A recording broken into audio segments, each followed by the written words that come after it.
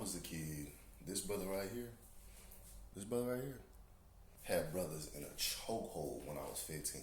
When I was 15 years old, Wiz Khalifa at my high school, I went to a little prep school when I was 15, when I was a sophomore, turning 16. Every Mexican in my school was dressing like Wiz Khalifa. Wiz Khalifa has had multiple evolutions, multiple times that he's changed as a rapper. And one of the main times that I remember seeing him, and his most popular times, is when the brother had the little yellow patch in his head and wore jean clothes. Like he would wear like a jean jacket, like a black shirt, jean pants. You know what I'm saying? He was making a lot of them weed songs. I mean, he always makes weed songs. But this is the era when he mostly was making weed songs. This is the cushion orange juice, like right after that. You know what I'm saying? Type era. And that was his most popular era. When literally, I'm talking about every single Mexican had a jean jacket, jean pants, a yellow patch. It didn't matter if it was like 110 degrees outside. All them little niggas was dressed exactly like this nigga. I'm talking about like this nigga. You would think this nigga was their cousin, how they dressed exactly like this nigga. And this this era of Wiz, you literally saw everybody playing his music.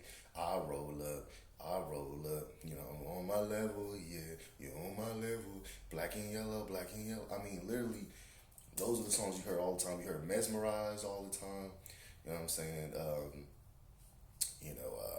What else did he have that was playing?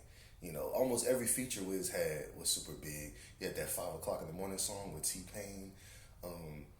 You had freaking Young, Wild, and Free.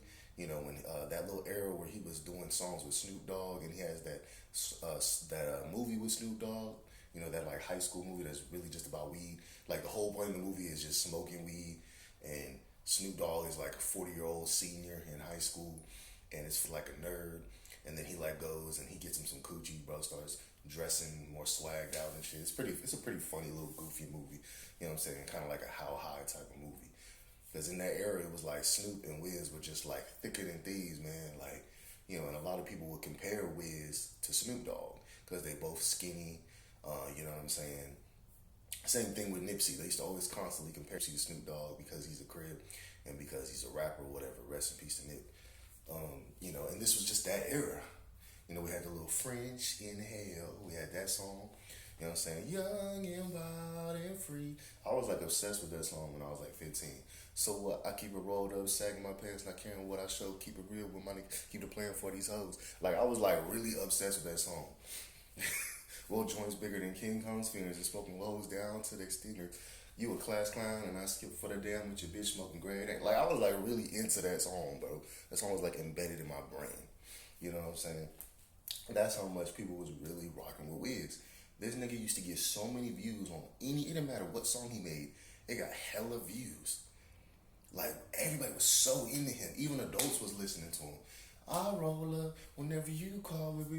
You know, I mean, they would literally play that all the time. That was like really his peak. I still listen to him to this day, and he's been still putting out music consistently for years. But that was like his peak when he was like considered the best rapper ever to people, bro. Like literally. Trying to remember his album. He had a couple of albums like those Cabin Fever songs, bro. He had Remember You with The Weeknd. He had like a legendary run of like 4 albums that everybody used to constantly play on repeat. You know what I'm saying? Around the same time that we would play, E40's Brock Brochure, because that brother used to. I mean, E40 literally puts out every summertime. He put out 3 albums. I remember that. And I think he still does that, which is like my favorite thing about E40. It was always fun to like discover a new thing of his music. You know what I'm saying? Because I used to live in Cali, so it was like everybody listened to E40. Like literally everybody. Like when I switched schools, they listened to E40 too. But Wiz, let's get back to Wiz, because I'm talking about E40. But this brother Wiz, man, he had a legendary run, and he's still making music to this day, and it's still very good, consistent music. You know what I'm saying? It is what it is, man. And I'm trying to remember what else could I say about Wiz? I don't know, man. His aura was just strong as hell back then, man.